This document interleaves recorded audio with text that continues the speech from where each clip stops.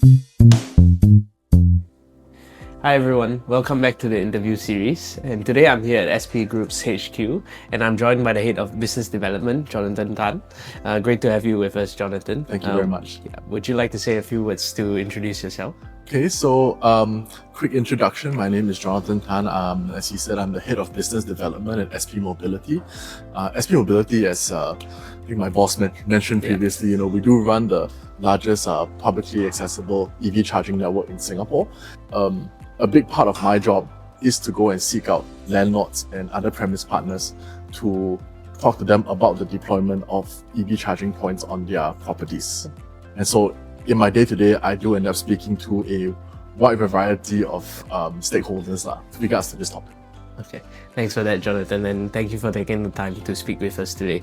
So, from a business development perspective, what kind of partners are you working with today, and how are their EV charging needs evolving? Okay.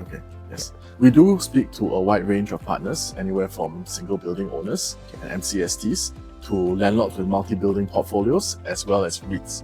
When we first launched the network, the focal point was primarily passenger vehicles, light goods vehicles, right? That hasn't changed, I mean, a large proportion of our charging stations is still installed for those vehicles to use. But now we are seeing the shift towards what we call more non-conventional vehicles, right? Heavy good vehicles, as well as some, niche use cases, right? Such as airport operations, ground handling equipment. So that not only requires things like higher powered charging, but also some unique cable management solutions when it comes to how the cable is pulled towards the vehicle, how the cable is held thereafter, right? Beyond that, because there is a need for higher powered charging, we also see then the importance of energy storage technologies as well as load management technologies becoming more significant. Okay, thanks for sharing that. Yeah, and for workplaces, malls, commercial buildings, and destination sites, how do you decide what kind of charging setup makes sense for each of these locations? What we really do look at when it comes to any given property, right, is what is the key use case or key use cases. So in the context of a retail mall, they might benefit from a mix of both slow and medium or fast charging options, right? If they were offering both short stay amenities, such as supermarkets, fast food restaurants, as well as longer stay amenities, such as cinemas and sit-down restaurants. Okay. When you look at a office building, I think the natural inclination would be to put AC charging stations. Okay. Because the idea here is to have your charging session last for as long as you're staying in the building.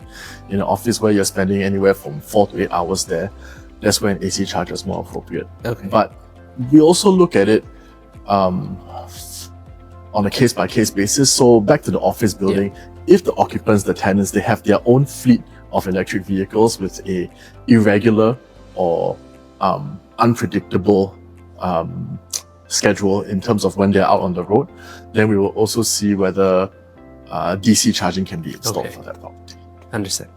Okay, and SP Mobility works with property owners, fleet partners, and automotive brands. So what makes a charging partnership successful beyond just installing the hardware?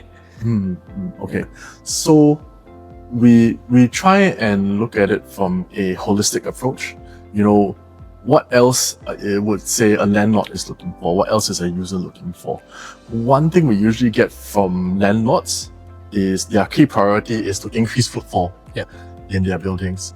What we do with them is then we see if we can run some marketing promotions or collaborations to draw people to patronize that location or use the amenities along with the time that it takes for them to go there to charge their vehicles. When it comes to users, we also see, okay, how can we provide more benefits around charging? And we do that through the loyalty reward schemes, the loyalty rewards programs that we have on the SP app, which allows them to earn cashback from charging, as well as improve the benefits that they will receive from our partner merchants. And we also looked across the border Okay. to see what can be done. So our partnership with JomCharge Yep. allows for users to activate charging sessions in Malaysia using the SP app, thereby providing them a seamless experience even when they do go across the border.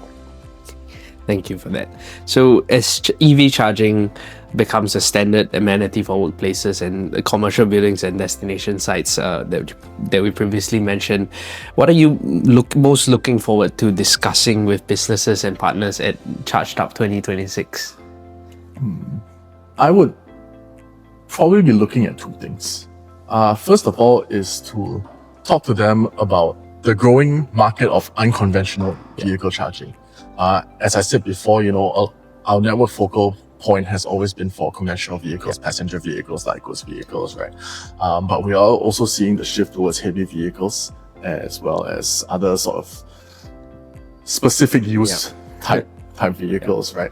And I'm interested to learn about what other niche use cases are out there that we haven't even thought about or considered. With the government's very, very drastic and dramatic shift towards cleaner energy vehicles, 100% by 2040, I would also be interested in sharing about how we can support that through EV charger deployment in properties in Singapore. Okay. Thank you for your time and for all your insights, and we hope to see you at Charged Up 2026. I can see you later. And thanks everyone for watching.